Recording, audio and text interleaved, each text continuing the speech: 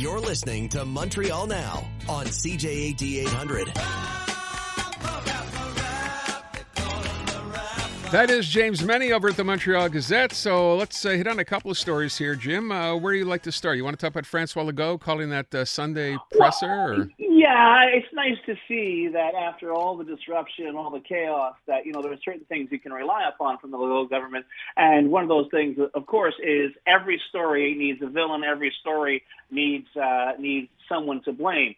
So when the Premier of Quebec decides to take Sunday, my goodness, a Sunday press conference. That takes me back to the days of the pandemic. But he decides to have a presser on a Sunday, ostensibly to say to talk about the progress of public sector negotiations. And quite frankly, that progress, as far as I'm concerned, is not very great. The nurses' unions, for the most part, are still out, and they don't look any closer to a settlement. I'm really concerned over where that's going to lead. But what he made clear was that because of the massive investments that his government has made in education, because we know about those deals and they've been closed, we'll probably end up having a largely deficit-riddled budget by the time we have to put the books in order.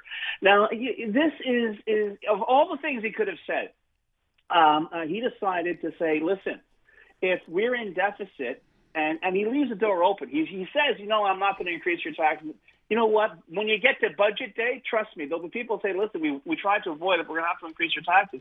You and I had this conversation months ago when these contract talks were going on, and it looked as if the government was, in the end, going to just knock out the bottom of this piñata full of money and give it to the public sector just to buy labor peace. That is clearly what happened with most of the unions. A lot of the teachers' unions were not happy with their contract settlements because of the work conditions, which were completely ignored, or it was status quo conditions. They say are not, helping, in fact, harming the education system. However, I'm pretty sure their union reps said this is a lot of money. You're not going to do better than this. And they said, okay, in the end, we'll take it. And they didn't take it with an overwhelming, mandate of confidence. They took it grudgingly. And now it's going to cost the Quebec Treasury whatever, the 20x% that they offered over 5 years. But the idea now is like, if it's going to be tight, if things are going to get tight, if we're going to be running out of money, if we won't have money to pay for things down the road, it's because we gave all the money to these teachers. The stage is being set once again by Francois Legault that there's got to be someone to blame. The teachers' unions are already damning him over this press conference simply because it was clear that's what he was doing. But listen, that's how we do business here. Rather than say we've tried to make some progress, we hope to make progress in improving the education system. The message that was sent out on Sunday was, listen, if it turns out that certain things we won't have the money to pay for, well, listen, we give a lot of money to the teachers. End of story. So teachers are the villain now. I'm guessing nurses could be the villain next, right? The nurses are in the waiting room, so to speak, waiting for whatever the settlement is going to be. And remember, this is a guy who didn't. It was do it for the kids. Teachers, go back to work for the kids. And then the nurses, don't hold the patients hostage. I mean, this guy only has one speed: triumph or desperation. There's nothing in the middle, which is why obviously they leave the negotiating with Sonia LaBelle. But all that said, I thought it was a pretty shabby performance on the part of the Premier on Sunday.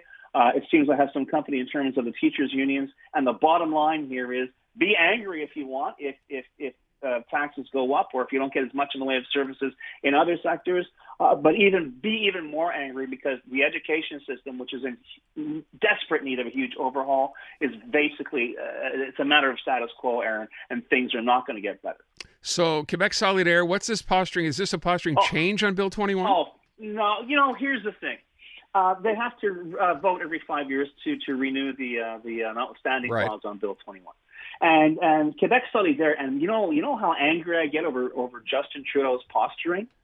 It's like Quebec Solidaire is on the verge of winning the Justin Trudeau Posturing Award for this latest bit of political theater. They are saying, listen, we will vote in favor of renewing the notwithstanding clause on Bill 21 on the condition that whereas the notwithstanding clause will apply to the federal Charter of Rights, which we don't believe in, you can challenge the Bill 21 on the strength of the Quebec Charter of Rights, which is really kind of funny because even a cursory reading of the Quebec Charter of Rights, in the preamble, they point out the importance that the Quebec nation attaches to secularism of the state. They also point out, whereas the rights and freedoms of the human person are inseparable from the rights and freedoms of others and the general well-being. In other words, the idea that individual rights is subsumed by the rights of the majority. Okay? In other words, there's no hope in hell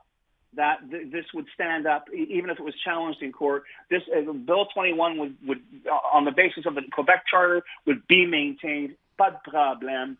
When they invoked the notwithstanding clause, for both charters, it was simply because they knew how absolutely indefensibly illegal Bill 21 was, and they weren't taking any chances.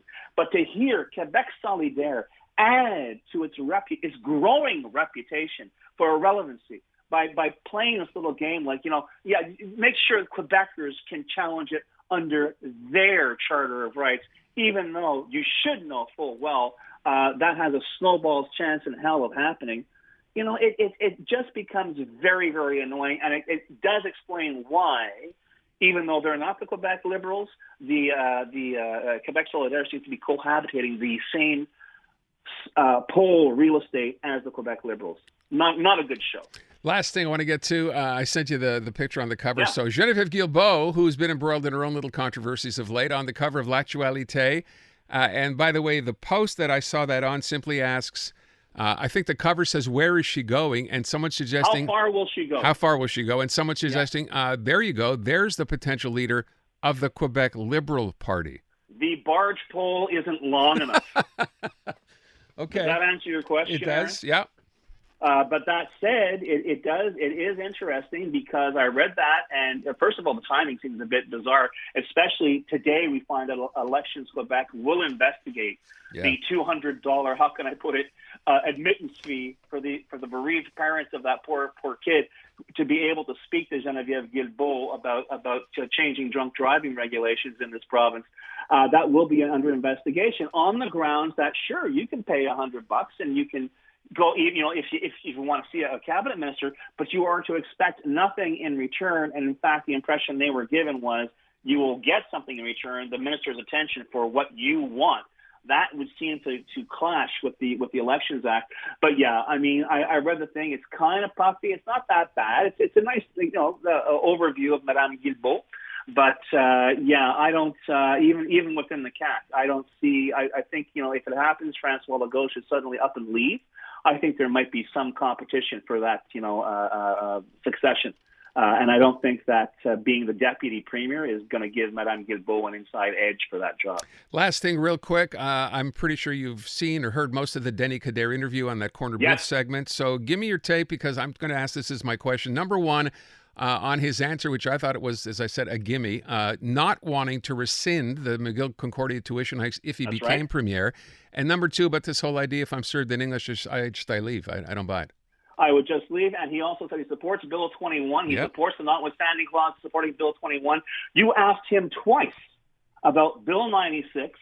He gave you some kind of weird Zen, everyone has a place in the sun answer, avoiding the fact that he has made it quite clear in the past he supports Bill 96 and the idea that the Quebec nation has a right to be in the preamble of the Official Languages Act. All that's there. He says he's 80% sure he's going to run for the leadership of the Quebec Liberals.